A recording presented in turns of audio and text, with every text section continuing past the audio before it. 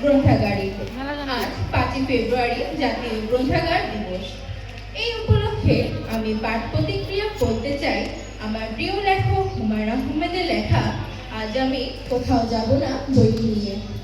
এই বইটি আমার প্রিয় বইগুলোর মধ্যে একটি এবং আমি বিশ্বাস করি আজ আমি কোথাও যাব না বইটি হুমায়ূন আহমেদের একটি অসাধারণ উপন্যাস।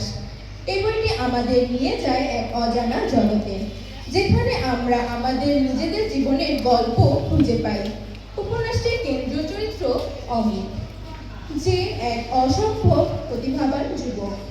তার জীবনের এক অদ্ভুত মোড় নিয়ে যায়, সে তার জীবনের উদ্দেশ্য খুঁজে পায়। আমি এই বইটি ভালোবাসি কারণ এটি আমাদেরকে শেখায় জীবনের প্রতিটি মুহূর্তই খুবই গুরুত্বপূর্ণ। আমরা যদি আমাদের জীবনের প্রতিটি মুহূর্তকে উপভোগ করতে পারি, তাহলে আমাদের জীবন হয়ে উঠবে আরো বেশি সুন্দর।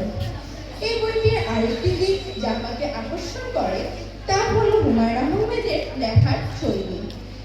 তিনি এমনভাবে লেখেন যে পাঠকরা যেন তার গল্পের অংশের সাথে ঝুলে থাকে। তার লেখা এতই সাবলীল এবং সহজ যে পাঠকরা খুব সহজে তার গল্পের সাথে যুক্ত হতে পারে। আমি আশা করি এই বইটি আপনাদের ভালো লাগবে।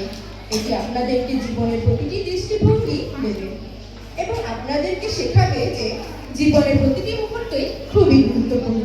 ধন্যবাদ।